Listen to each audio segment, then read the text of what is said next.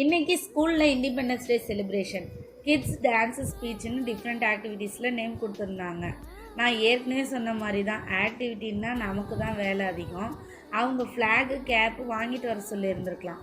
But நம்ம ma'am என்ன சொல்லிட்டாங்க, ஒரு வீடியோவை சென்ட் பண்ணி அதில் செய்கிற மாதிரி ஃப்ளாகும் கேப்பும் ஹேண்ட்மேடாக செஞ்சு எடுத்துகிட்டு வாங்கன்னு சொல்லிட்டாங்க. ஏன்டா இப்படி சொல்கிறாங்கன்னு யோசித்தேன். அப்புறம்தான் புரிஞ்சுது, பசங்க நம்ம கூட சேர்ந்து செய்கிறப்போ நிறைய கற்றுக்குறாங்க. அவங்க டைம் ஸ்பெண்ட் பண்ணுறப்போ நமக்கும் ஜாலியாக தான் இருக்குது. பைசா கொடுத்து டக்குன்னு வாங்கிடலாம், பட் நம்மளாம் செய்கிறப்போ அதுவும் ஒரு சாட்டிஸ்ஃபேக்ஷன் தருது. இந்த பசங்களை நம்ம பக்கத்தில் உட்கார வச்சு படிக்க வைக்கிறப்ப கூட பக்கத்துலேயே உட்கார மாட்டாங்க. ஆனால் இந்த மாதிரி ஆக்டிவிட்டிலாம் செய்கிறப்போ நம்மளை விட்டு நவரவே மாட்டாங்க. அதுவும் ஒரு சந்தோஷம்தான் நமக்கு. எனக்கு இந்த மாதிரி கிராஃப்ட்லாம் செஞ்சு பழக்கமே இல்லை. இப்போ பசங்களுக்கு செய்யணுன்னு தான் செய்கிறேன். பட் அது நல்லா வருதோ இல்லையோ, அங்கே எல்லா பசங்களும் எப்படி எடுத்துகிட்டு வராங்கன்னு கூட எனக்கு தெரியாது.